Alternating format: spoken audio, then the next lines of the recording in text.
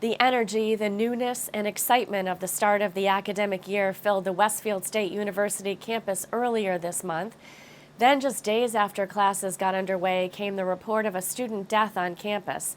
It was determined to be suicide. Suicide is now the second leading cause of death involving college-age young adults. Kathy Harrington reports now about the unified effort to prevent suicide on campus. It's the start of a new academic year, and it's filled with promise. But for some students, this is a time filled with high anxiety. Anxiety is our #1 presenting concern, and that's across the nation. You'll see college counseling centers are seeing more clients now than ever before. Counselor Tammy Bringazi, the director of the Westfield State University Counseling Center, says one reason is all the change happening in the lives of students. They're coming to a new school, they're oftentimes living with a stranger. We put them in a smaller, relatively small room with someone that they've never met before. We change their meals, we change their schedule, they change their sleep habits, so everything is new. One of the things that chaplains here at Westfield State do, we actually have as a priority helping our students to take care of themselves, emotionally and spiritually, intellectually and physically. So a lot of what we do is geared towards prevention. Father Warren Savage, director of the Interfaith Center on the Westfield State University campus, calls the rising incidence of suicide among college students an epidemic. 6 years into his work on campus, he has dealt with multiple suicides and attempted suicides on the Westfield campus alone, and says often it is the result of a lack of a connection. I went to college many, many years ago, but we didn't have a lot of information overload. We didn't have cell phones and iPhones and iPads where we were constantly connected to something that kept feeding us. We had more outlets in terms of community support. We had family support. We had friends that we could talk to face to face. Feeling disconnected can lead to depression, and lacking coping skills to deal with the anxiety, a student may seek help at the Interfaith Center. Those are signs of potential suicide, says Father Savage. Each of the chaplains has dealt with suicide with the families and the community in their own congregations, and they are on the lookout for the warning signs. So when they come here, we have a whole table of experience and wisdom to share with the campus community. Father Savage says students are referred to the counseling center, but contact is maintained to help to ensure a sense of belonging to community. That's key, because when a suicide happens, the ripple effect reaches far and wide. In May 2017, the Westfield State University commencement ceremony. It was a day to celebrate. Randy LeManager was a co-valedictorian, an honors student committed to service, a leader on campus. Randy was the definition of how to be inclusive. It happened, after graduation, but we had a memorial service for her name was Randy, and her family came up from Peabody. Randy was living at home, preparing to begin her teaching career in her hometown when she died.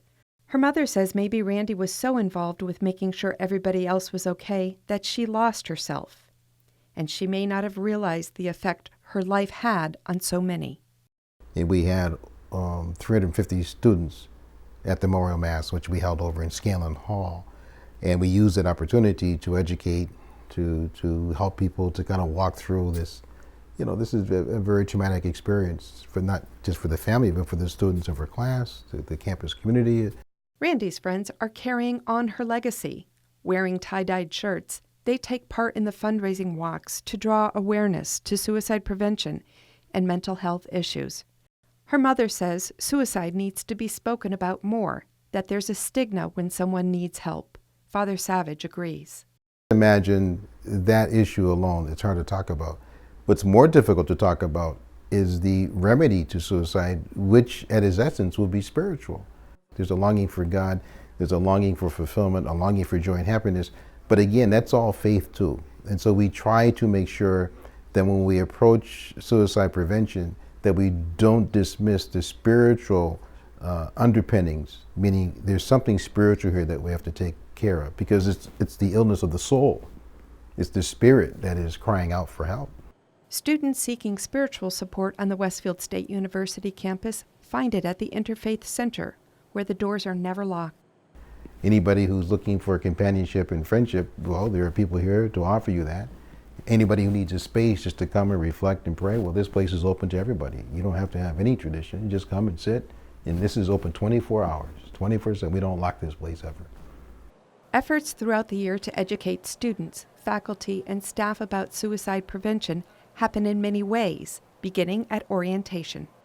We do training with all the RAs, so the resident assistants, and we actually do a suicide prevention workshop called QPR, which is Question, Persuade, and Refer. It's a gatekeeper training for anyone. Training so that in a crisis, the community is aware of the resources available any day, any time. We have a set of protocols that we all work with. We have 3 main departments that work after hours in crisis. So we have campus police, we have residential living, and then the counseling center. And we all play a role in that. And it's all about working together and how we can best support the student at that time. Connecting early on is important, and the counseling center finds pet therapy is successful. 10 to 12 dogs will visit the campus green, drawing even the most disconnected of students to stop. I will see students that I know struggle connecting. Maybe they're a little more shy or introverted, and then I see them out there with the dogs, and again, before you know it, you're petting the dog and you say, "Oh, do you have a dog at home?" "Yeah." "Oh, okay. Hey, where do you live?" Starting a conversation, and it comes more natural than going to the dining commons and sitting next to someone and starting a conversation. Father Savage says companionship and friendship are ways to take care of one another. Because when we have those things, then we can live a much richer and fuller life.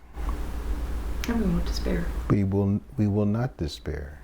No matter how rough it gets, I can carry on knowing that somebody's with me. Somebody loves me enough to hang in here with me. For Real to Real, I'm Kathy Harrington. For the family and friends left behind by a suicide, there is help. Father Chris Aller of the Marian Fathers of the Immaculate Conception at the National Shrine of Divine Mercy has written a book titled After Suicide. The Catholic Church also has the Emmaus Ministry for grieving parents and offers 1 hour, 1 day, or 1 weekend retreats. We have more at iobserve.org.